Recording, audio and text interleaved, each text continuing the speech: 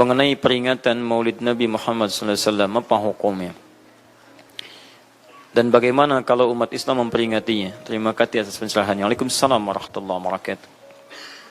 Baik, saya ingin kita paham dulu akar persoalannya.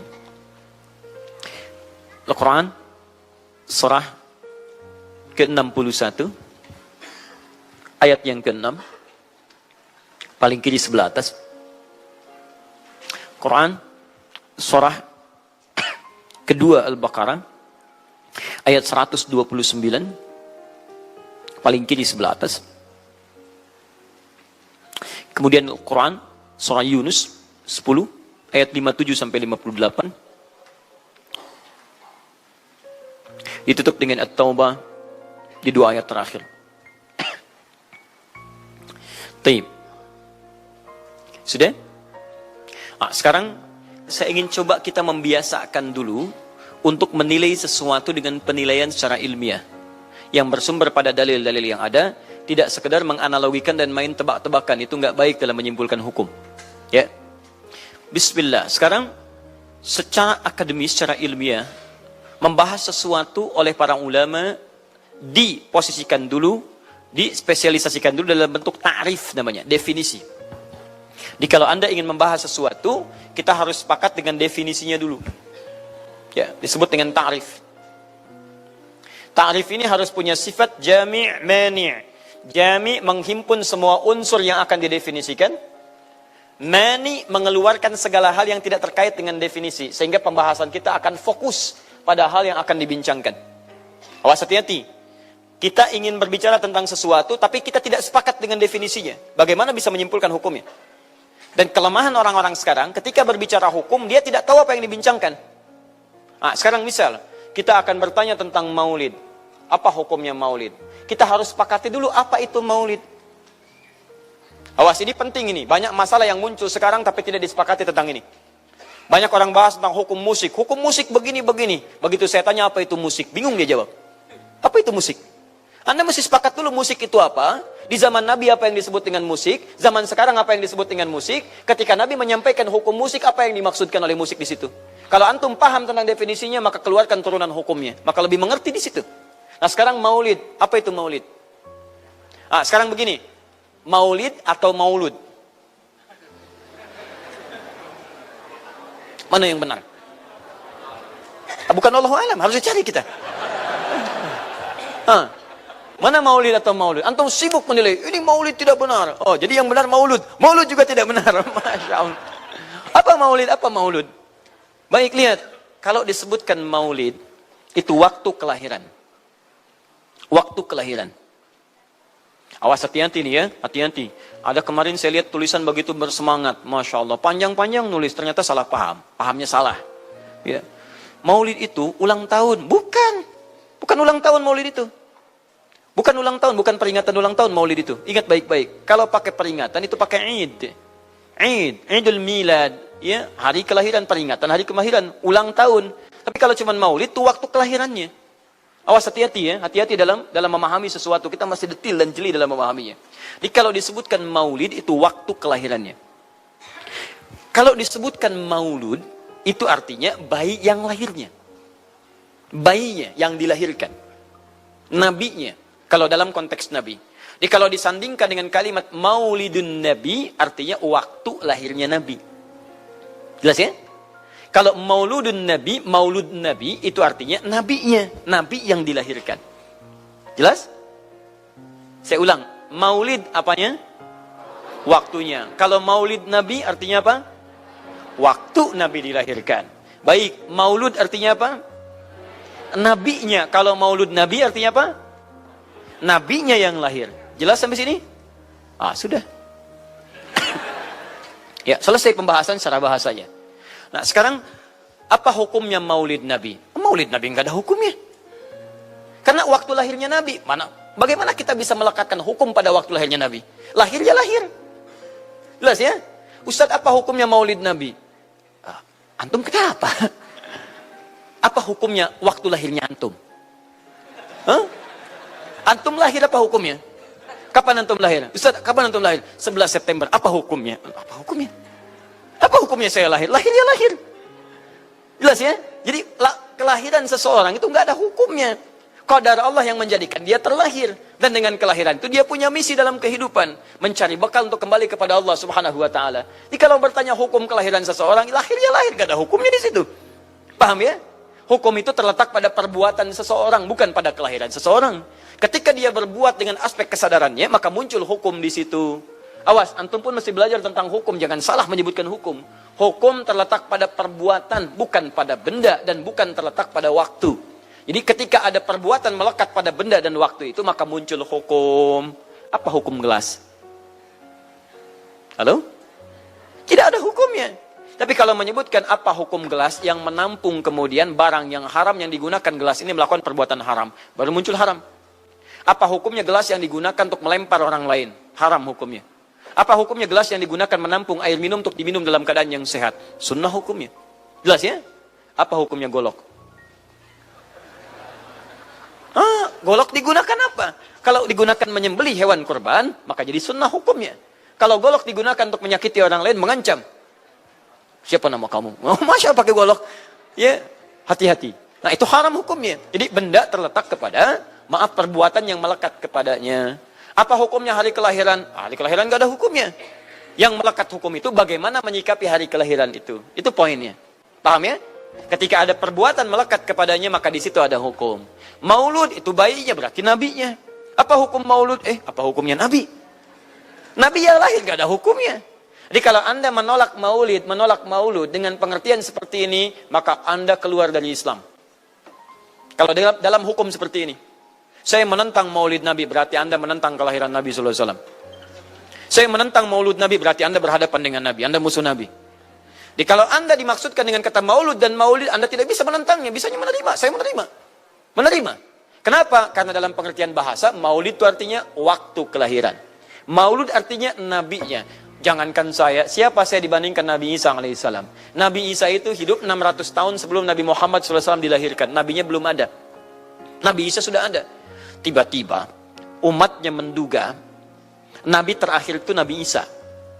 Karena Nabi Isa punya sifat yang mirip di ramalan kitab, yang mengatakan Nabi terakhir itu punya sifat baik dengan masyarakat lingkungan sosialnya. Dan Nabi Isa itu lembut luar biasa. Jangankan pada manusia, pada hewan pun itu lembutnya luar biasa. Jalan dengan muridnya. Di perjalanan kemudian ada aliran anak sungai melihat bangkai hewan. Sudah jadi bangkai, baunya luar biasa. Kata muridnya, guru, bau sekali bangkai ini. Kata Nabi Isa alaihi salam, Al-Masih, yang disebut oleh sementara orang dengan Yesus, itu Nabi, bukan Tuhan. Nabi beliau mengatakan, kata Nabi Isa, perhatikan, begitu putih sekali dan bersih giginya. Kata muridnya, Tuan Guru, kenapa Anda mengatakan demikian? Kata Nabi Isa, karena manusia hanya akan menyampaikan apa yang ada dalam benak pikirannya. Jadi kalau pikiran Anda kotor, Anda akan melihat bangkainya saja. Tapi kalau pikiran kita baik, kita akan mencari yang terbaik dari hewan itu. Bukankah dia ciptaan Allah? Bukankah dalam setiap ciptaan ada hikmah dan kebaikan? Perhatikan bagaimana putih bersih giginya. Jadi kalau bangkai saja bisa menjaga kebersihan gigi, kenapa kamu yang masih hidup tidak mesti? Ya minimal kamu jaga perasaan. Minimal jaga perasaan, kan? Tapi itulah luar biasa. Di sini sering diambil hikmah bahwa teko akan mengeluarkan isi tekonya. Isinya kopi, keluar kopi. Isinya air bening, keluar bening. Isinya susu, keluar susu. Demikian juga kita. Bayangkan, Nabi Isa bukan hanya pada manusia. Pada hewan yang telah jadi bangkai pun, itu mohon maaf, kalimatnya dan sikapnya begitu indah, luar biasa. Maka diduga oleh kaumnya itu Nabi dan Rasul yang terakhir. Saat mendengar kalimat itu, kata Nabi Isa, bukan saya. Nabi terakhir punya sifat sama seperti saya dalam hubungan dengan makhluk. Jadi bukan cuma dengan manusia, dengan hewan, jangan sakiti. Kalaupun menyembelih, jangan sakiti hewannya. Makanya Nabi ini akan memberikan isyarat-isyarat yang sangat indah. Masya Allah. Pada tumbuhan, dia jaga. Tapi Nabi yang terakhir ini punya keunggulan yang tidak bisa disaingi oleh Nabi-Nabi lainnya. Apa itu? Ibu bapak sekalian, tingkat kedekatannya dengan Allah luar biasa. Ibadahnya luar biasa.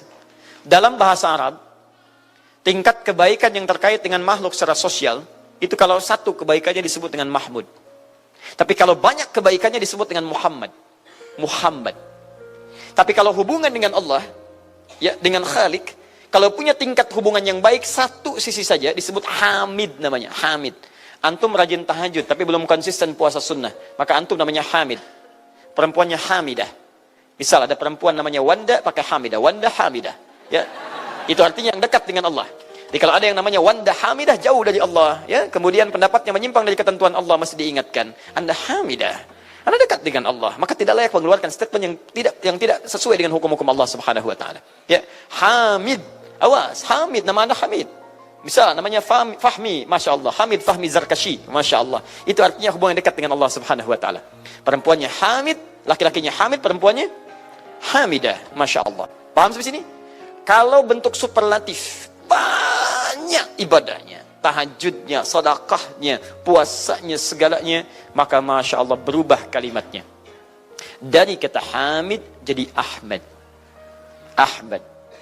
Maka Nabi Isa tidak menyebutkan kalimat Muhammad, tapi menyebutkan kalimat Ahmad. Karena kalau disebutkan kalimat Muhammad, nilainya serupa dengan beliau. Punya nilai kebaikan yang sama. Nabi Isa baik pada hewan, Nabi Muhammad baik pada hewan. Kata Nabi, lihat, kalau Nabi Isa sudah jadi bangkai, Nabi Muhammad ketika hewan akan disembelih pun, disembelih, kata Nabi jangan sakiti dalam penyembelihannya. Tajamkan dulu pisaunya. Ketika menyembelih, jangan lakukan berkali-kali. Kata Nabi, tajamkan, begitu anduk kemudian sembelih, seketika selesai. Cari urat yang membuat cepat darahnya keluar. Nabi itu. Dan dalam menajamkan itu, antum jangan memperlihatkan depan hewannya. Tidak boleh. Kandidat selanjutnya, siap-siap ya. Masya Allah, tidak boleh. Awas saat kurban tuh. Kadang suka lupa antum tuh. Ya di bawah sini ini masih begini-begini tuh. Itu menyakiti hewan secara psikologis. Nggak boleh, nggak boleh. Ya, awas ya. Tayyib. Tumbuhan, lihat. Tumbuhan. Nggak boleh dalam keadaan perang itu kan luar biasa dahsyat. Emosi memuncak segalanya ada. Tapi Nabi katakan, jangan rusak tanaman. Dahsyat. Cuma dalam Islam. Itu yang 212 tahun lalu itu, Masya Allah, nggak ada yang nginjak rumput, nggak injak macam-macam. Ya, itu yang kameramen yang nginjak rumput tuh. Ya, kameramen nginjak rumput tuh. Yang kameramen begitu diinjak, dimunculkan di media gitu kan. Wah, tapi lihat betapa rapi, bersih. Itulah Islam. Tapi jangan cuma 212 saja. Ya, 312, 412, 484 dan sebagainya. Jadi, semua yang ada setiap hari kita jaga. Ada tumbuhan, jaga. Yang praktekkan negara lain. Di New Zealand ada tumbuhan, antum sedang ngidam. Papa pengen daun itu, tunggu sampai jatuh. Gak bisa diambil. Begitu diambil, denda. Padahal yang punya teorinya Islam. Tapi hubungan dengan Allahnya itu bukan Muhammad, tapi Ahmad. Makanya Nabi Isa mengatakan, wa mubasysyara bi rasulin ya'ti min ba'di ismuhu Ahmad. Saya kasih kabar gembira. Rasul terakhir bukan saya. Tapi seseorang yang nilai ibadahnya lebih daripada saya. Jaminan surganya sudah ada. Bahkan turun surah kepadanya. Inna a'tainakal kautsar. Dirinya dijaga dari kesalahan, maksum. Sifatnya luar biasa baik. Tapi itu tidak menghentikan dia untuk mendekat kepada Allah dengan sifat yang luar biasa. Kata Sayyidah Aisyah di Al-Bukhari, nomor hadis 2010 sampai 2012. Ya Rasulullah, alam takun ma'suban. Alam takun madmunan. Lima hakadha. Kenapa sampai bengkak-bengkak begini Anda tahajud? Bukankah Anda dijamin masuk surga? Dijaga dari kesalahan. Apa kata Nabi? Afala akunu abdan syakura. Apa aku nggak boleh jadi hamba yang bersyukur kepada nikmatnya Allah Subhanahu wa taala. Tahajudnya sampai bengkak. Nabi, Rasul, ahli surga. Dijaga dari kesalahan, tidak ada hisabnya, masih mau tahajud sampai bengkak kakinya. Ditanya oleh istrinya, kenapa sampai begini? Kata beliau, ringan saja. Nggak boleh aku bersyukur. Masya Allah, ada orang Nabi bukan, Rasul bukan. Surga belum ada jaminan, amal berantakan, hisab menegangkan. Masya Allah, bangun mata bengkak. Kaki biasa. Tahajud tidak subuh lewat. Ini Masya Allah. Cita-cita surga Firdaus. Luar biasa. Makanya Nabi Isa mengatakan Ahmad bukan Muhammad. Dan ini bukan isyarat Nabi baru. Karena nama yang melekat pada Nabi terakhir semuanya sifat. Bukan nama zat. Ini bukan melegalkan ada seorang bernama Nabi baru datang kemudian namanya Ahmad. Bukan. Kata Nabi, saya Nabi terakhir. La Nabi ya ba'di, nggak ada Nabi setelah saya. Jadi nggak ada istilah Ahmadi. Pengikut Ahmad nggak ada. Ya, dalam arti pengikut Nabi Muhammad sallallahu alaihi wasallam. Yang jadi clue persoalan kita terkait dengan pertanyaan ini, Anda bisa bayangkan, Nabi Isa 600 tahun sebelum lahirnya Nabi Muhammad sallallahu alaihi wasallam. Perhatikan, ikutan bahagia dengan kelahiran Nabi. Sampai kebahagiaannya diungkapkan pada umatnya. Saya kasih kabar gembira ya. Nggak mungkin orang kasih kabar gembira perasaannya sedih. Kenapa saya kasih kabar gembira? Nggak ada. Kasih kabar gembira itu dalam keadaan bahagia hatinya. Kalaupun menangis, tangisan kebahagiaan. Anda bisa bayangkan, Nabi, Rasul, mukjizatnya hebat. Sekali usap, penyakit sembuh. Menghidupkan orang mati, keduanya dengan izin Allah Subhanahu wa ta'ala. Bahagia dengan kelahiran Rasul sallallahu alaihi wasallam. Antum Nabi bukan, Rasul bukan. Maaf, tidak punya mukjizat seperti Nabi Isa. Mayat dipanggil-panggil nggak bangun, diusap penyakit makin sakit. Tuh, lalu antum tidak bahagia dengan kelahiran Nabi. Antum siapa? Nabi Isa aja bahagia. Masa antum bukan Nabi tidak bahagia? Dan hebatnya, ada orang bisa bahagia, nabinya belum lahir. Biasanya sifat bahagia dalam kelahiran itu setelah bayinya lahir, bukan sebelum lahir. Alhamdulillah, alhamdulillah. Akhi, kenapa antum? Alhamdulillah, saya punya anak laki-laki namanya Abdurrahman. Kapan? Nanti setelah menikah. Ini Masya Allah. Nikah aja belum, kenapa bisa memberikan kabar gembira?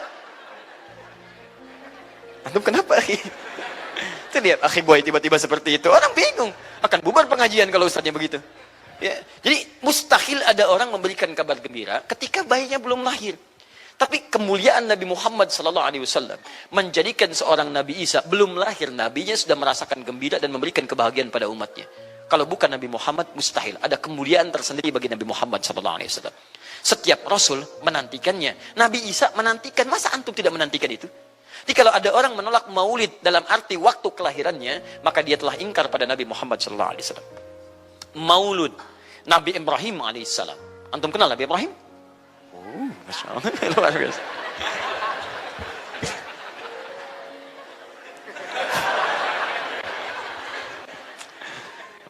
Dimanapun Anda berada, memang hari ini banyak orang berkumpul di Monas untuk bermunajat kepada Allah.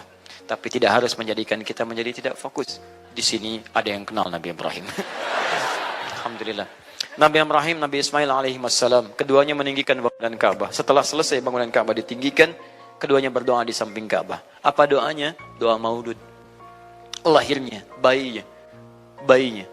Nabi terakhir yang lahir di samping Ka'bah, yang ditinggikan oleh keduanya. Ya. Wa idh yarfa'u Ibrahimul qawa'ida minal baiti wa Ismail, ayat 127-nya. Setelah selesai meninggikan bangunan pondasi Ka'bah ini, keduanya berdoa di samping Ka'bah. Di antara doanya ayat 129-nya.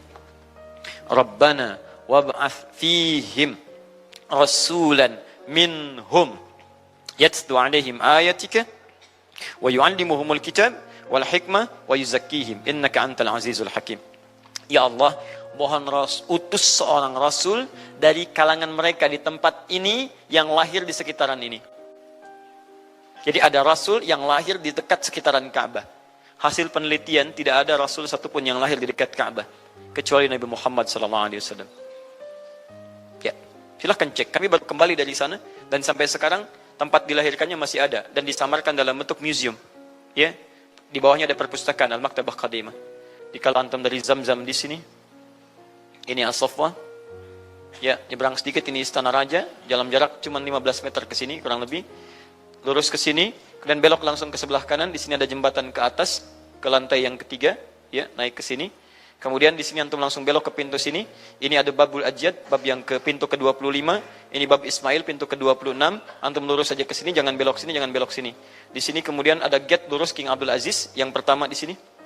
Ya, antum belok kanan sini, lurus sekitar 30 meter dari sini, sebelah kanan ada pos satpam. Di atas pos satpam ada kamera CCTV 1. Dari sini antum jalan sampai ujung, di ujung sini, dari sini ke sini ada 35 kipas di atas. Pas di ujung sini. Kemudian ambil lurus ke sini, di sini ada bab Ali, ini masih dibuka, babus salam ini ditutup, di sini sebelumnya babun Nabi. Kemudian ambil tarik garis lurus dari babus salam ke sini, dari jarak sini ujung ke sini, ya ada sekitar 200 meter. Ke ujung sinilah, di sini ada bangunan warna krem di sini. Di sampingnya ada tempat ngambil air zam-zam dengan menggunakan keran. Jadi kalau punya girigen, ingin ngambil banyak, jangan nyusahin orang ngambil di, misalnya di termos-termos yang besar itu. Ngambil dari sini, itu ada keran langsung. Dan gratis di situ. Ya, beli kompannya sekitar 5 real, antum ambil dari situ, masukkan airnya, bisa bawa ke hotel. Isi kapan bolak-balik di sini. Sampingnya persis, ini tempat Nabi dilahirkan. Ini maulud Nabi, bayinya lahir di sini. Ya, bayinya lahir di sini. Cuman disamarkan oleh pemerintah kerajaan Arab Saudi supaya tidak dikultuskan tempat ini. Karena begitu pernah ada yang tahu ini, banyak salah ibadah. Kan Ka'bahnya di sini, sholatnya ngadep ke sini. Betul Pak, Bu, pernah terjadi. Makanya kalau antum lihat, dari ujung saya sudah kelihatan. Dari ujung sudah ada di sini warna biru. Ya, ada tulisan di situ, ada gambar dicoret. Ada gambar orang sedang rukuk ke situ. Ada sorban dan sebagainya. Ada tulisan di situ, jangan beribadah menghadap ke sini. Karena ini bukan kiblat, haram hukumnya. Dan ditulis dengan menggunakan bahasa Arab, bahasa Inggris, bahasa Urdu, plus bahasa Indonesia. Artinya, ada orang Indonesia juga yang salah ke sini. Ya. Kalau tidak, mustahil ditulis pakai bahasa Indonesia. Nggak ada tulisan bahasa Cina, bahasa Jepang, dan yang lainnya. Ya. Nah, jadi, ini kemudian dicoret, tapi tidak mencoret tentang situs pernah lahir di sini Nabi Muhammad SAW. Jadi artinya, doa dua nabi tadi dikabulkan oleh Allah Subhanahu wa taala, Nabi Ibrahim, Nabi Ismail. Dan tahukah Anda, keduanya berdoa jauh sebelum kedatangan Nabi Isa. Saya pernah katakan 30 generasi sampai Nabi Ibrahim dari Nabi Muhammad SAW. Muhammad SAW bin Abdullah, bin Abdul Muttalib, bin Hashim, bin Abdul Manaf, bin Qusay, bin Murrah, bin Kilab, bin Ka'ab, bin Ghalib, bin Fihir, bin Malik, bin Nadar, bin Kinana, bin Khuzaimah, bin Mudrikah, bin Ilyas alaihissalam, bin Nizar, bin Mudar, bin Ma'ad, bin Adnan, bin Addi, bin Adri, bin Muqawwam, bin Nahur, bin Tarif, bin Ya'ruf, bin Yasjub, bin Nabit, bin Ismail alaihissalam, bin Ibrahim alaihissalam. 30 generasi. Ulangi Mas Boy. 30 generasi. Dari Nabi Ibrahim sampai Nabi Ismail alaihi wassalam, ya sampai kemudian ke Nabi Muhammad sallallahu alaihi wasallam.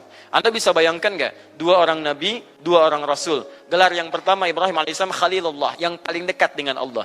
Jaminan surganya ada. Nabi Ismail disebut dengan gulamun halim oleh Al-Quran, yang paling perasa, yang paling dekat dengan Allah Subhanahu wa taala. Dua orang nabi paling dekat dengan Allah, disayang Allah, dijamin masuk surga. Inspirasi kisahnya sampai kita ke sekarang mendoakan kepada Allah tentang maulud Nabi, sehingga lahirnya Nabi Muhammad SAW 30 generasi setelahnya.